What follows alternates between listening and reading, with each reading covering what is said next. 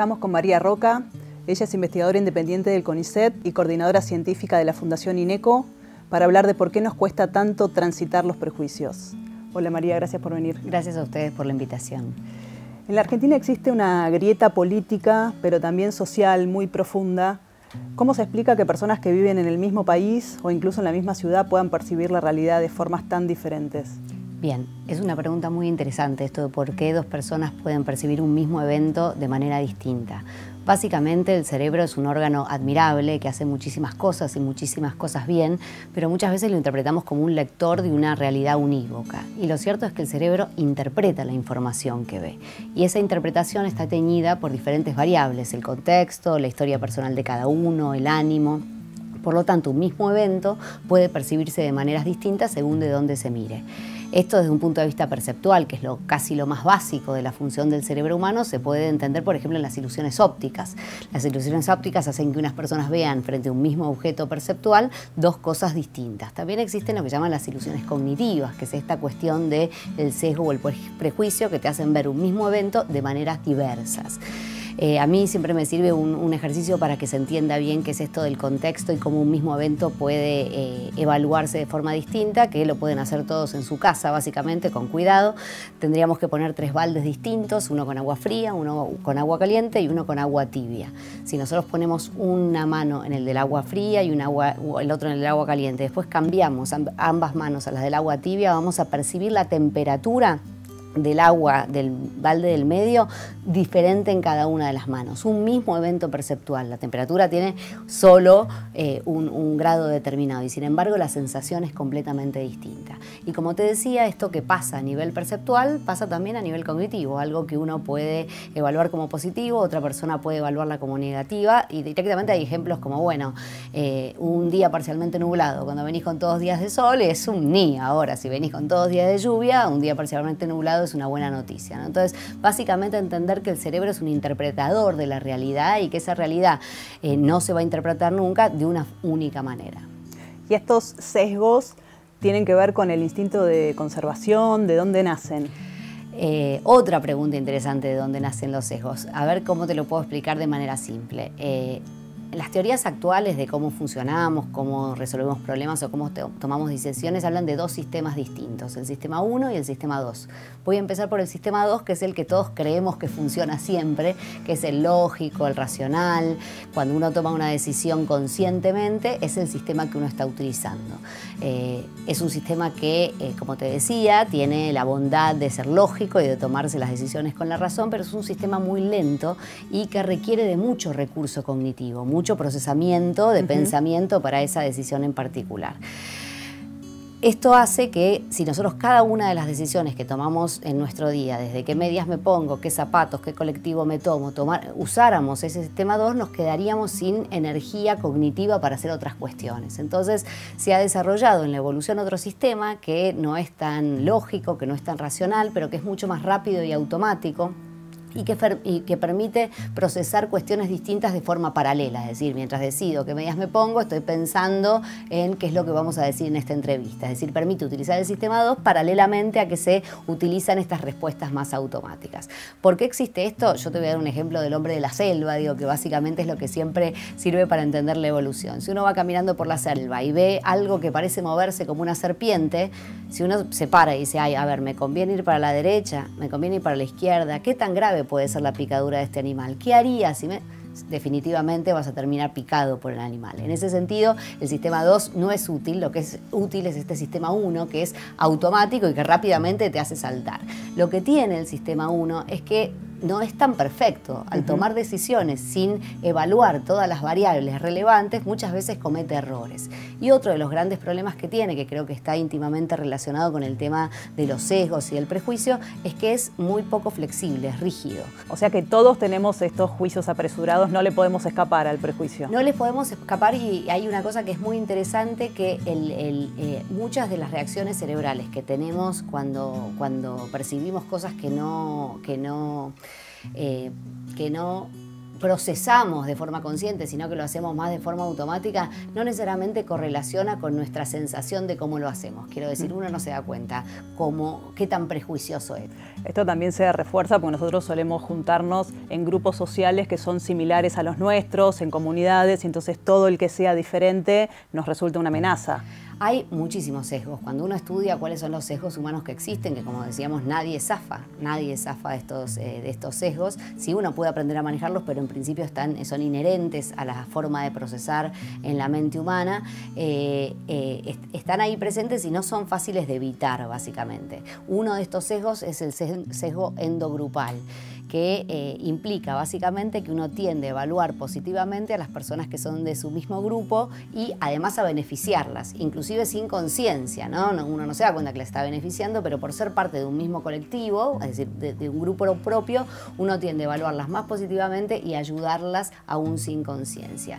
Esto puede ser, también tiene su origen evolutivo, digo, obviamente la cooperación humana es lo que nos ha permitido llegar a donde estamos. Yo siempre digo que el ser humano no es ni el animal más fuerte, ni el más rápido, ni el que se protege más del frío. Lo que tiene es que generó sociedades que nos protegen como especie frente a otras especies, ¿no? Entonces, la cooperación humana implica que los seres humanos nos organicemos como grupo, ¿no? Pero puede traer esta cuestión positiva otras cuestiones más negativas. Digo, básicamente también puede haber alguna explicación que tenga que ver con la protección del recurso.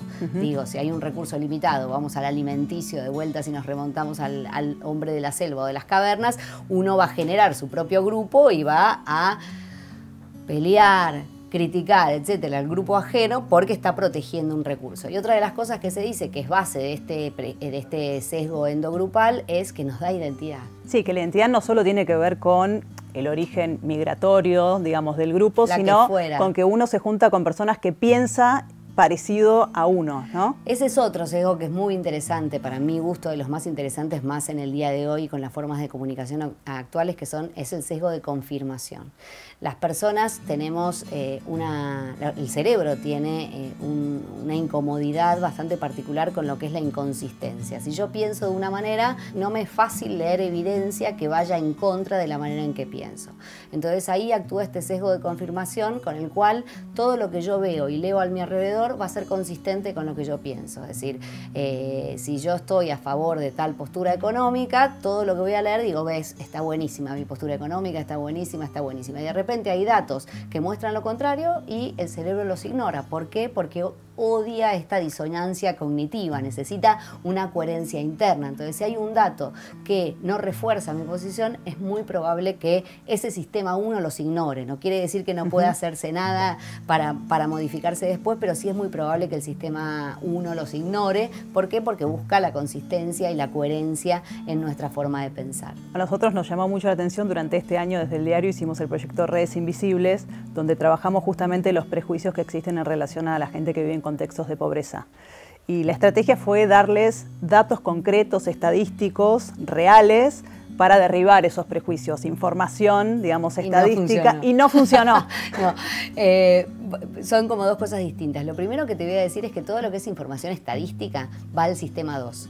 Y los prejuicios y los sesgos funcionan con el sistema 1, básicamente. ¿Que es más emocional? Que es el más automático, el más consciente. Entonces, no, de alguna manera estás mandando información a un sistema cuando está actuando otro, ¿no? Entonces es muy difícil que la información estadística dé vuelta el prejuicio en sí mismo.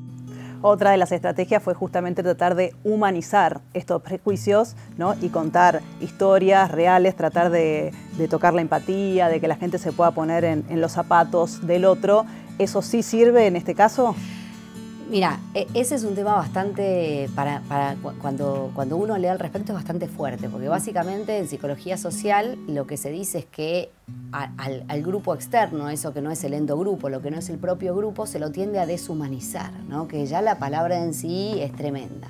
Cuando uno va a la parte más científica de cómo estudian esto, bueno, básicamente a las personas del propio grupo uno tiende a darle o a suponerle características humanas, como enamorarse, estar motivado, mientras que los del otro grupo sí puede endilgarle ciertas características, pero que se comparte con otras especies. Se enojan o inclusive cosas positivas. Son gente que se puede alegrar, pero lo mismo puede suceder con un perro, no son cuestiones específicamente humanas, ¿no? Entonces esto es algo que está bastante probado, que a las personas de grupos ajenos nosotros tendemos a sacarle cierta humanidad y por lo tanto una de las posibilidades para derribar los prejuicios, otra básicamente de las que ya veníamos hablando, es humanizarlo, que esto se suele hacer justamente mostrando casos que vayan contra lo que piensa la persona. Un caso único que muestre características positivas del grupo del cual se quiere derribar el prejuicio. Eso es algo que ha mostrado bastante evidencia, se ha hecho con estudios en Estados Unidos,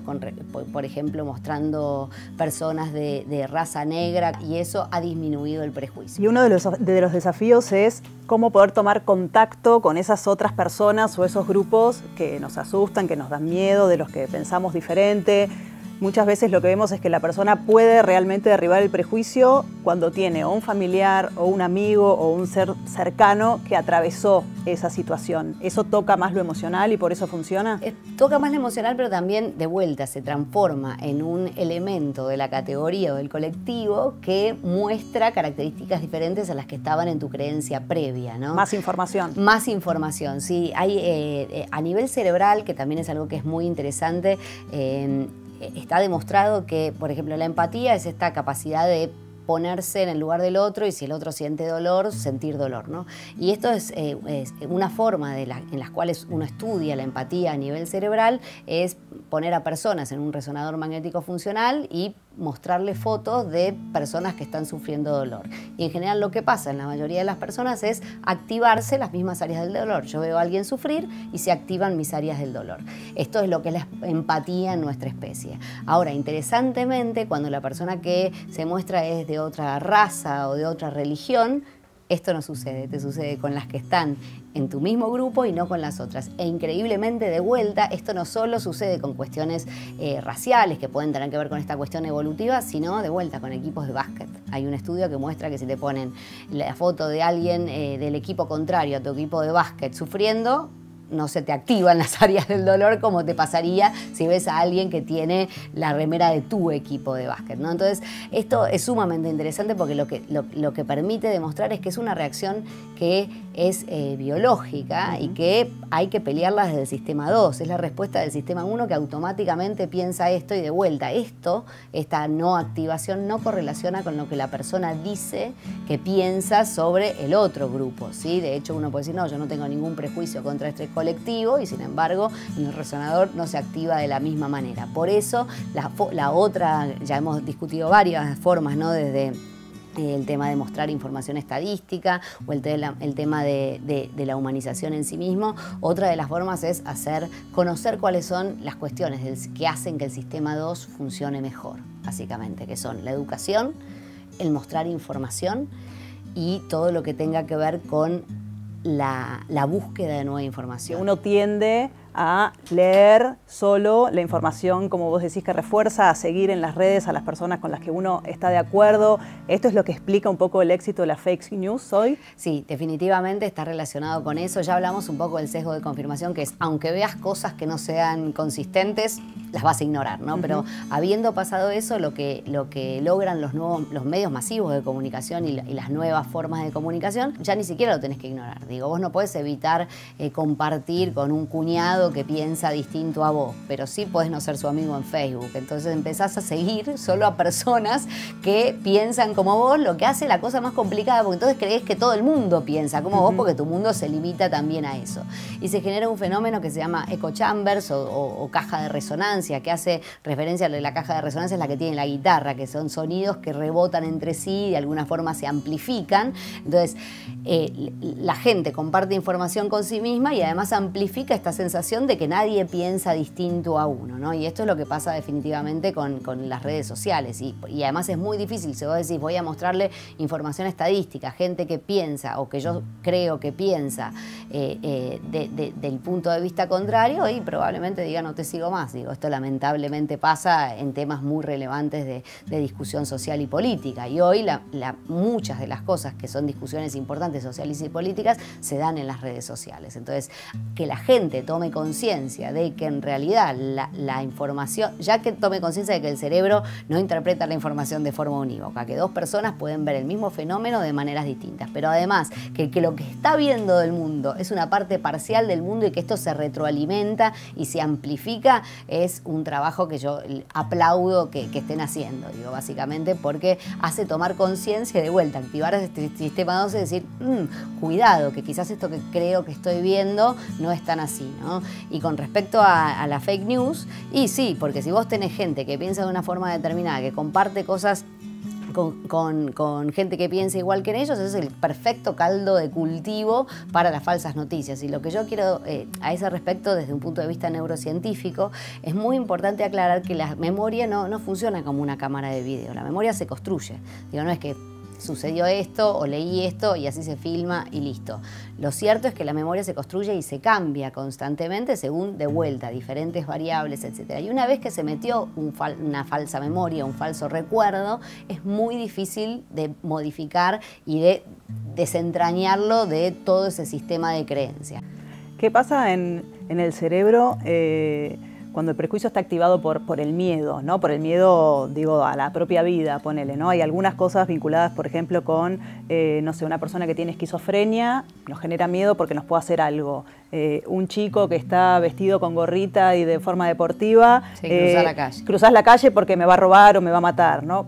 Después uno puede decir como, bueno, capaz no era lo que tendría que haber hecho, pero eso es posterior. Es posterior, exactamente. Las emociones activadas, digo, porque las emociones son un proceso que tiene principio y fin, ¿no? Entonces, la emoción activada hace que actúe más el sistema 1 del prejuicio, entonces que uno quizás tome estas decisiones más intuitivas y no decisiones tan racionales. Yo me acuerdo que había visto, no me acuerdo, era una campaña que estaba en redes sociales que era realmente muy triste.